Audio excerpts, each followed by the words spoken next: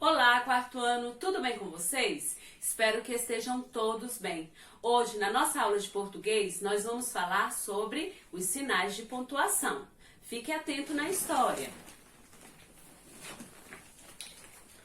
Pontos de vista.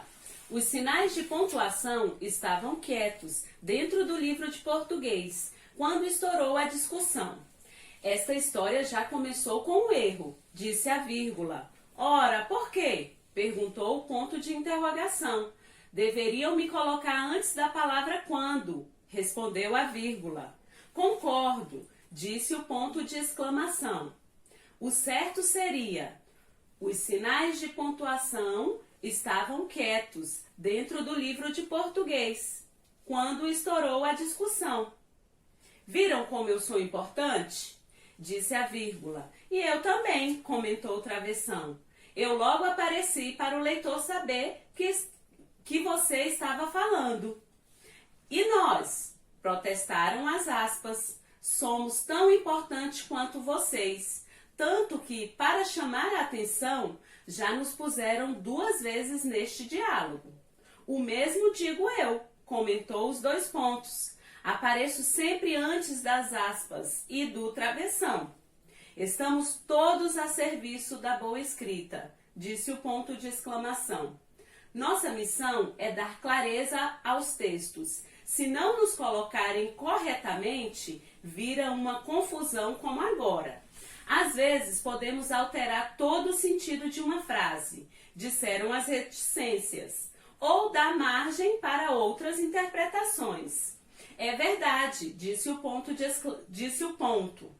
Uma pontuação errada muda tudo. Se eu aparecer depois da frase, a guerra começou, disse o ponto de interrogação. É apenas uma pergunta, certo? Mas se eu aparecer no seu lugar, disse o ponto de exclamação. É uma certeza, a guerra começou. Olha nós aí de novo, disseram as aspas, pois eu estou presente desde o comecinho, disse o travessão. Tem hora em que, para evitar conflitos, não basta um ponto, nem uma vírgula, é preciso os 2 pontos, disse o ponto e vírgula.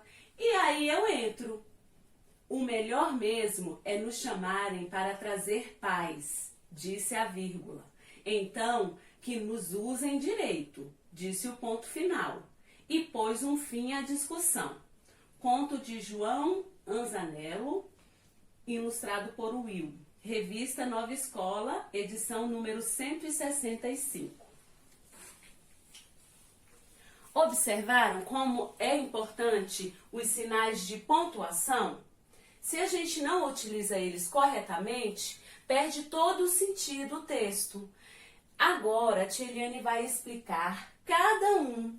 Vai falar como que eu vou usar o ponto final, como que eu vou usar o ponto de exclamação, como que eu vou usar o ponto de interrogação, os 2 pontos, travessão, vírgula, ponto e vírgula, reticência e aspas. Vamos iniciar com o ponto final. Indica o fim de uma frase. Por exemplo, a estrela brilha no céu.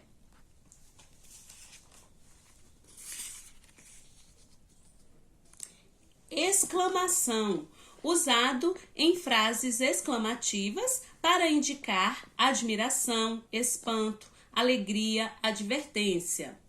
Por exemplo, que belo sapato!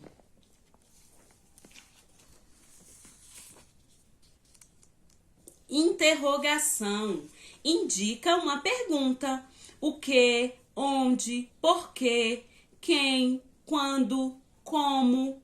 Exemplo, qual o seu nome?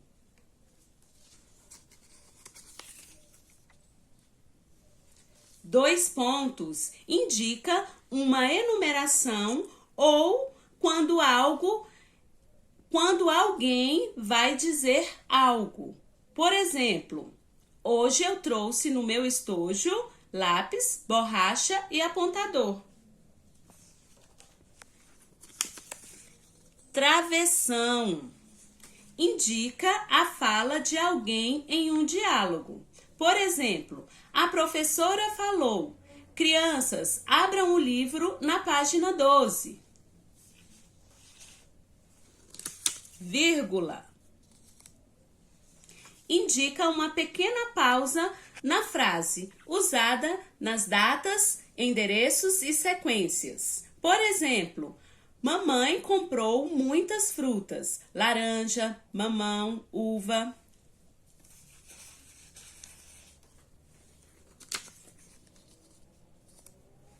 Ponto e vírgula indica uma pausa maior que a vírgula, mas não o fim da frase. Por exemplo, Mariane foi ao parque, Ricardo ao cinema.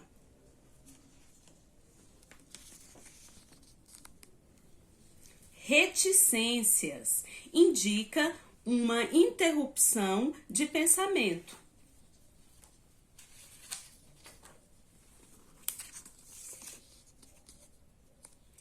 Aspas indica a cópia de um texto ou uma frase que alguém pensa ou fala. Por exemplo, a secretária avisou: matrículas reabertas a partir de hoje.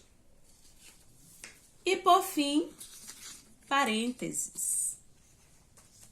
Usado no meio de frases para dar uma explicação.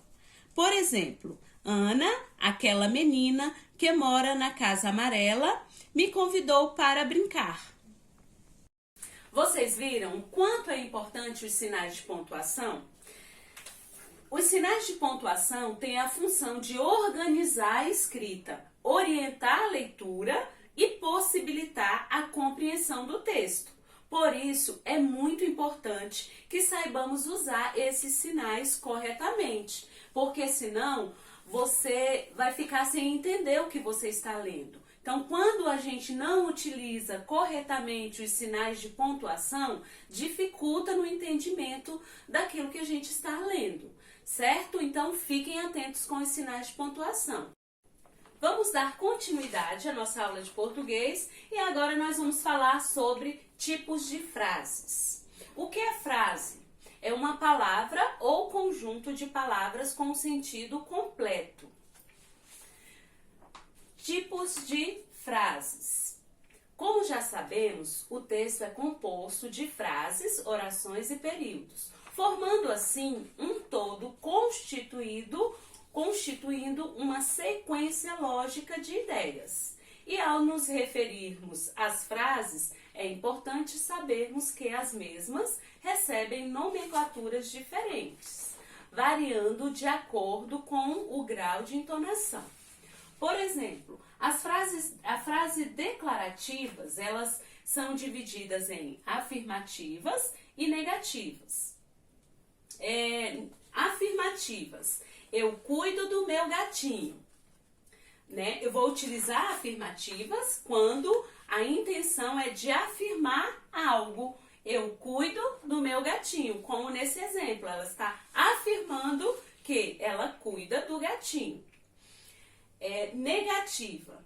Thalita não irá à casa da sua avó hoje. Ela está negando, né? Quando ela coloca não irá.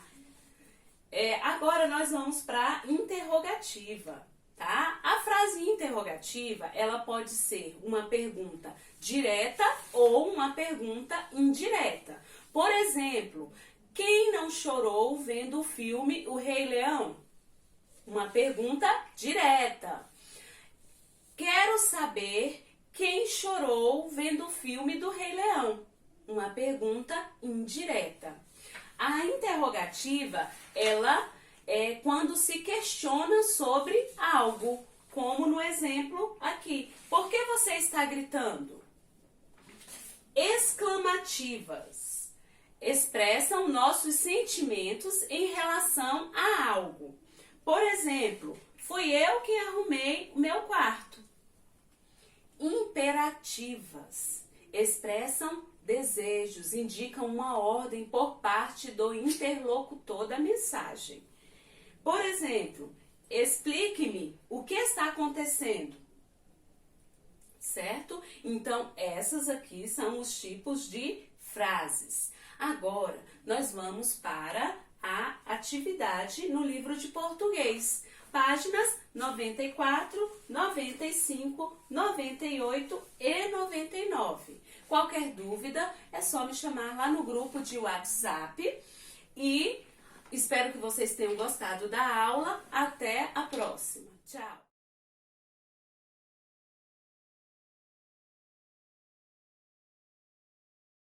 Olá, quarto ano, tudo bem com vocês? Espero que estejam todos bem. Hoje, na nossa aula de arte, nós vamos falar um pouquinho sobre o Tangram. É um quebra-cabeça chinês formado de 7 peças, um quadrado, um paralelograma, 2 triângulos isósceles congruentes maiores, 2 triângulos menores também isósceles e congruentes, e um triângulo isósceles médio. As 7 peças formam um quadrado. Seu objetivo é conseguir montar uma determinada forma usando as 7 peças.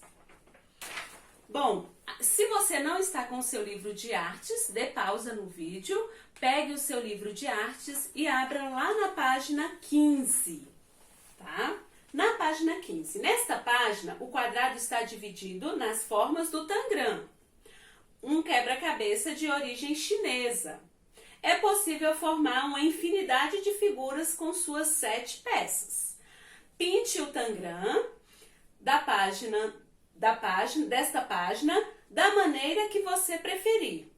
Você pode deixar todas as partes com uma só cor, colorir uma peça de cada cor ou ainda usar várias cores em uma mesma peça.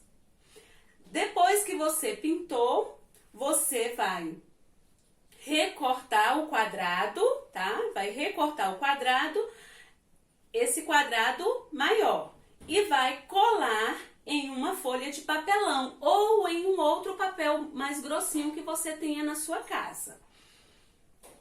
Depois, você vai recortar as 7 peças, seguindo o traçado das linhas, e com o seu Tangram pronto, tente montar as imagens de casa, como as que estão ao lado, ou invente outras formas, tá? Então, aqui do ladinho está o material necessário que você vai precisar e boa atividade. Nós iremos ainda fazer a página 18. Vocês lembram que na segunda-feira a tia Eliane pediu uma caixa de leite? Então, nós vamos fazer, casinha de caixa. O João de Barro pode ser considerado um verdadeiro engenheiro da natureza. Como outros animais, ele constrói a própria casa para morar. Um ninho feito de barro que parece um forno. Siga as instruções indicadas nesta página para construir uma casa de aves. Depois de pronta, você pode posicioná-la em algum ambiente aberto em sua casa ou na escola. Bom, o material que você vai precisar: caixa de leite, caneta, régua, tesoura com pontas arredondadas, fita adesiva, folha de papelão ou um outro papel grossinho que você tem aí na sua casa, retalhos de papel ou tecido.